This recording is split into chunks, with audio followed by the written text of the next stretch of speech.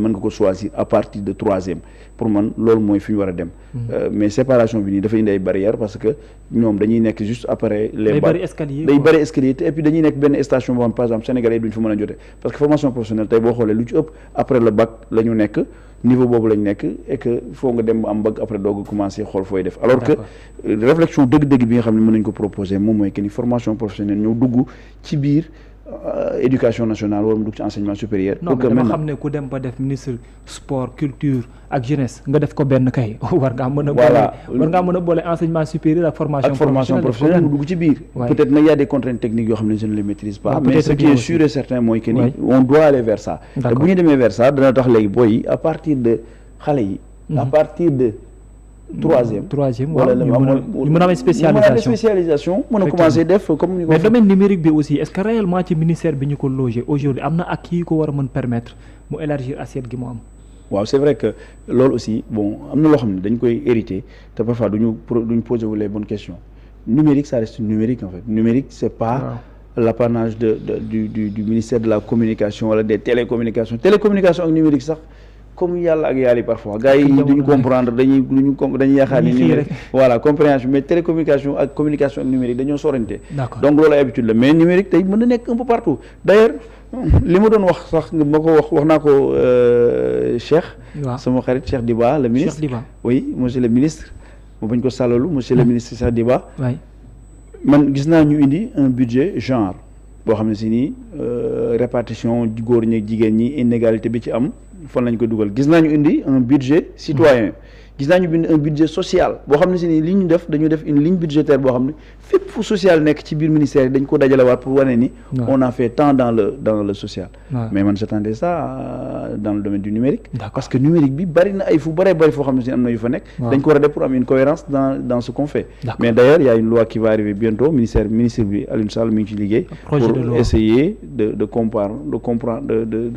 de rationaliser un peu investissement yi am un peu partout dans le numérique. D'accord. Voilà. Alors ñu dem ci dernier point bi. waxtu bi daanaka dab nañu mais bon aujourd'hui gis naa Ayib Daffé kaas na ko nee na yéen parlementaires yi dans votre ensemble rôle bi ngeen am contrôler évaluer du genre muy liggéey boo xam ne c'est pas du tout évident est-ce que réellement tous les moyens sont réunis jusque là. bi ngeen non loolu moom je te dis tout de suite que je suis complètement en phase avec Ayib parce que franchement. li ñu bëgg aussi li ñu naan faut se donner les moyens de ses ambitions. parce que nit ñi aussi boo bëggee ñu am indépendance. boo bëggee aussi ñu am autonomie financière mën la sax intellectuelle am les moyens parce que tey aujourd'hui projet de loi yeeg yi ñuy wax nii yëpp dañ ko war a réfléchir question écrite da nga war a tu dois te faire entourer parce que parfois nga aborder ay thèmes yoo xam ne si ni maîtriser woo ko. mais da nga ko war a wax rek parce que sa population ñu ngi koy jooy. man par exemple tey bu ma demee ci mbay mi wala assainissement. am na ay experts yoo xam ne tey ñi ngi ci dëkk bi ñoo ma ko gën a maîtriser foofu. et ñooñu soit da nga leen di woo ñu dimbali la nii rek parce que dañoo baax. waaw ñu jàppale la. da ngay solliciter gars yi da ngay solliciter gars yi ñu lay jàppale def seen réaction mais bon après aussi. mais amuloo les moyens pour mën a am sax benn cabinet bu ndaw non dañu war a da nga ko war a am cabinet dañu war a am cabinet boo xam ne député bu nekk. bu ngeen bëggee mu travailler sérieusement ñëw avec des propositions de loi ñëw avec des questions écrites yu pertinentes ñëw aussi avec vraiment un argumentaire bien structuré loolu il faut que ñu am cabinet boo xam moo koy dimbali pour mu mën a def les résumés de tous ces documents là mën a xam mën a am une gis-gis bu clair pour mën a défendre mais fekkee yow député yoo lañ bàyyi yow kese en plus ñu bàyyi leen dans des bureaux yoo xam ne si nii mooy loolu xam naa boo fa ñëwee moom da ngay ree ba tas mais nag même si nag y a beaucoup d'efforts qui sont en train d'être faits parce que kon lu yàlla xam doy na la yàlla xam doy na fa ñu nekk parce que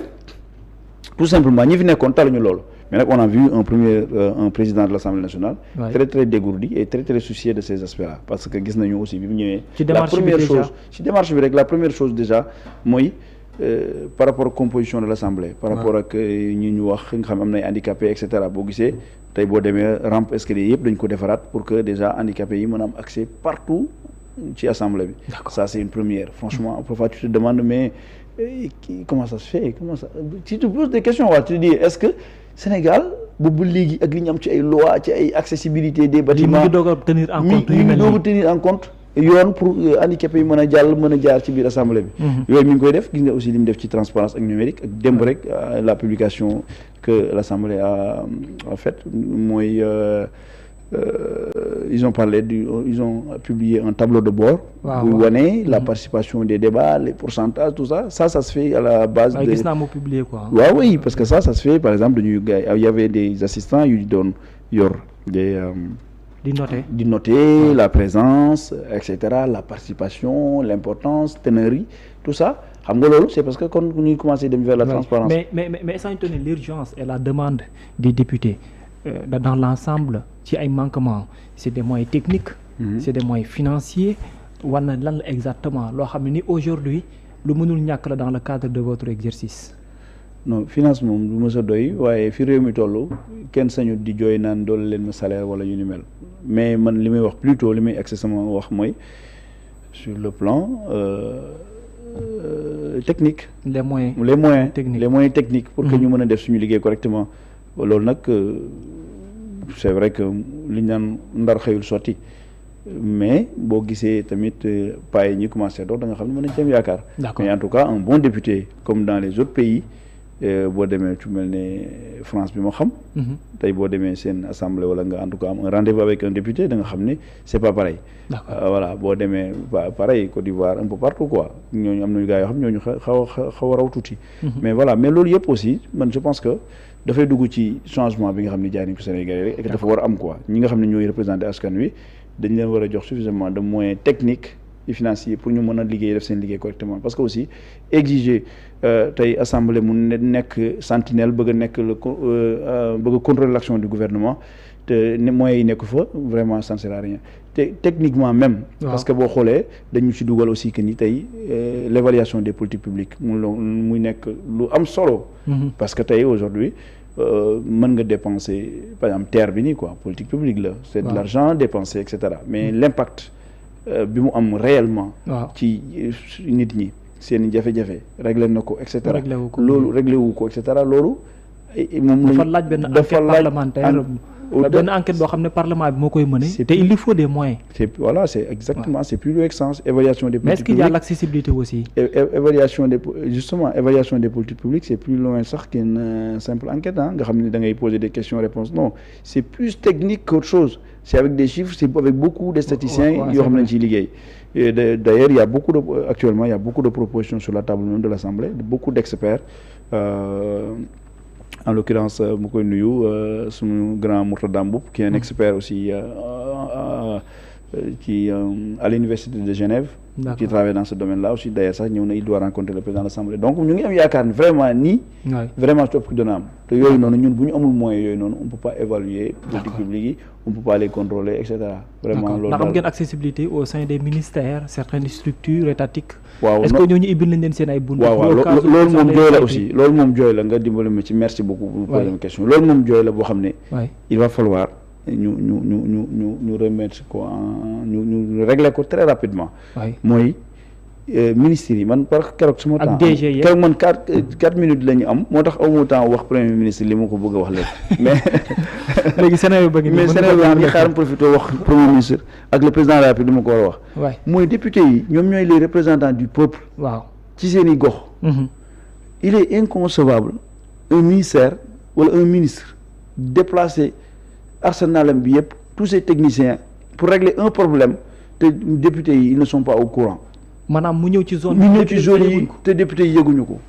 loolu moom pour man waaw mooy problème coordination mooy problème voilà loolu moom dafa war a dakk parce que loolu bu njëkk ba la woon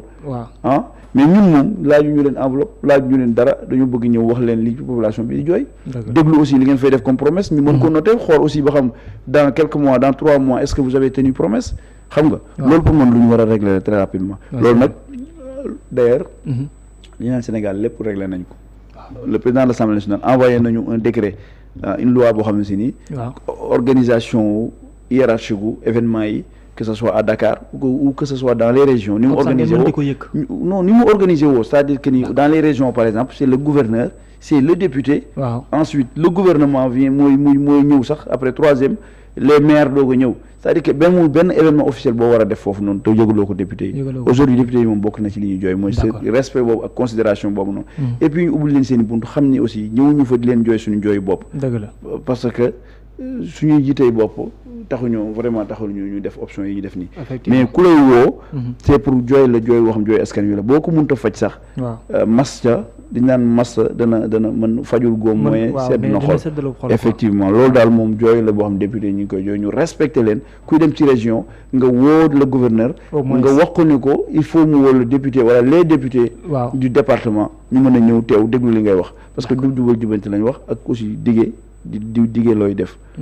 ba génn ci populisme bi ak wax yoo xam ne dañ koy wax te techniquement amul sens voilà loolu tamit daf may permettre ma jooy nag sama dernier jooy muy projet de grand transfert d'eau. Grand transfert d'eau. waaye mooy autoroute de l'eau bi ñuy wax. voilà xam nga keroog le président premier ministre. signé nañ il m'a corrigé en me disant oui le projet. Les autoroutes de l'eau dafa différent ak grand transfert d'eau non c'est pas différent. benn la autoroute de l'eau bi moom mooy le projet grand transfert d'eau c'est une étape c'est la phase 1. d'accord xam nga. donc benn projet la. on a lu les documents mais malheureusement amuñu woon possibilité mo sax xam monsieur le premier ministre d'accord uma yaa ngi dégg léegi foofu lu tax may wax loolu mooy première phase bi ci Louga lay jógee ci sama département ak diggante ak Waalo mooy Kër Momar Sarr te phase bu njëkk bi schéma yi ñu amaguñu yëpp les schémas techniques yi ñu nekkaale à votre disposition yi amagul au ndox mi ñuy jëlee Kër Momar Sarr du eau potable ndax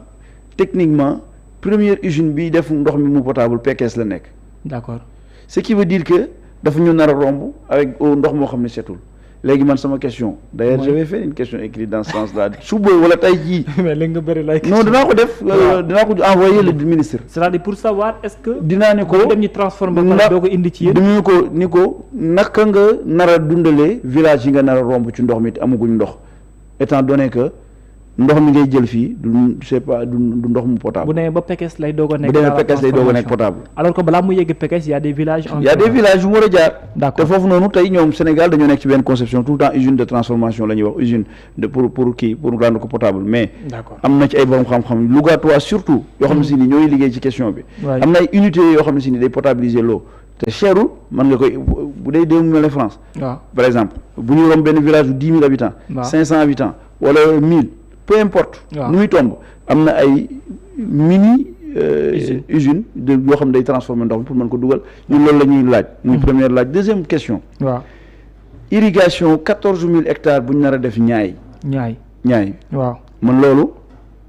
ñaay bi c'est vrai que surexploitation des nappes phréatiques moo fa am te am na culture bu commence et cetera mais ñun la jéeri njàmbur li may wax nag damay défier techniciens yi kenn gënuñu ay terre ci Sénégal fii te irrigation agriculture boobu te irrigation njàmbur irrigation foofu noonu 2 millions nga tooyal aménagement nga aménager 1 hectare 2 millions pour mu génneel la 40 ba 45 tonnes de pommes de terre wala patate douce wala oignon soble keroog maa ngi naan jotewu mag dara waa Waalo c'est vrai mais aménagement rizière bi ñuy def nii wax du ma wax tey Waalo tey ñeneen laay wax mais en tout cas autosuffisance en riz bi ñuy wax nii benn hectare bu nga aménager ko tooyal ko commencé ko zéro ci jouer rôle bu am solo non li muy wax c'est plus méchant que ça waaw li muy wax nii dafa bëgg wax nii pour nga aménager benn hectare boo xam ne si nii pour ceeb la 8 millions la lay coûter te xam nga ñaata 1 hectare de ceeb bu ñu aménager xam nga ñaata lay génnee ci tonne riz 4 à 6 tonnes contre 40 wala 45 tonnes te ñun suñu aménagement 2 millions la aménagement en pivot la xam nañ ko ministre bi xam na ko. moo gën a yomb daal moo gën a yomb investir tuuti am lu bari. et puis ñu am diaspora boo xam ne ils sont prêts à investir dans. suñu amee ñu leen accompagner dans la zone. waaye ñun ñoo wax ni diaspora bond.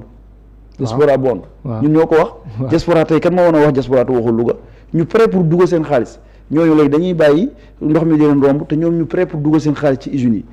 yi usine de transformation yi parce que man waxuma bay bi kese de bu ñu bayee pare dañuy transformer parce que dañu bëgg a def une zone industrielle d'ailleurs loolu moo nekk ci l'agenda Sénégal Vision Sénégal 2050 mooy zone Louga Diourbel la ñuy boole mais Diourbel boo ko comprendre c'est plutôt le marché avec une population avec une population bu bari ay nit ñu bari macha allah ak vente beeg yooyu noonu ak vente beeg jaay bi. mais fële dafa transformation fële lañ bind transformation. ba pare ñu nekk benn zone moo xam si ni on a une ouverture ci géej gi am une ouverture ci waalo mooy ñaari côté yi am ndox yëpp ñu nekk fa. donc mënuñ ndox mi ñu li may posé le président le premier ministre di ko posé Cheikh Tidiane Dièye mooy ndox mi du ñu romb. mënuñu jub ba pare dañu romb te duñu tooyal foofu noonu. parce que bu ñu tooyalee dañuy béy te ñun dañoo yàkkamte aussi. ñun duñu xaar ñu 2060 ñun aussi Louga loolu moom. mooy li ma lay wax ni rupture day am parce que du ñu mayente dara. waaw maam rawatina nag les intérêts man en tout cas. les intérêts de mon département bi xam ne ñoo ma fal. voilà loolu moom jooy la boo xam ne bientôt dinaa ko defaat. jërëjëf incha allah amu yaakaar ne dina yegg fa mu war a yegg jaajëfal la bu baax a baax li ñuy cërli woon ci waxtu jeex na merci beaucoup amoon naa mbégte lool dalal la waxtaan bu si amoon na solo lool. merci jërëjëf Babacar merci beaucoup maa ngi lay remercier bu baax a baax ci dalal gi. jërëjëf di kontaan sa souvent fi ñëw fii di la sant bu baax a baax tey jégalu waat bu baax a baax aussi tamit ci kaddu yi. kaddu yi ndonga dara la yoo xam xam bariwul. am na solo lool voilà am na solo jërëjëf mu nekkoon Abdou Ahad Ndiaye moo nekkoon sunu gan député ci pencum ndaw réew ma nekk également ci liste parlementaire bu Louga la woon jaajëfal ko bu baax a baax jaajëfal également yéen ñi nga xam ne yéen ñu doon teewlu Alioune Ba ak Toby Niang ñoo nekkoon ci wàllum xarala gi Papis Bass moo nekkoon ci wàllum affiche bi jërë ngeen jëf ñi yendu jàmm ngoon nag discours bi di ngeen ko mën a suivre ci Seneweb TV seneweb.com waaye bu jeexee tamit dinañ la amal benn plateau spécial pour décortiquer lépp loo xam ne moom moo ci ruusee ak ñeneen ñoo xamante nii ay nit la ñu ràññeeku lool ci biir réew mi ay ndombal tànk yu kawe lool di ngeen leen teewlu ci Seneweb TV seneweb.com kon nag jërë ngeen jëf ñi yendu jàmm et à 19h wala 20h incha allah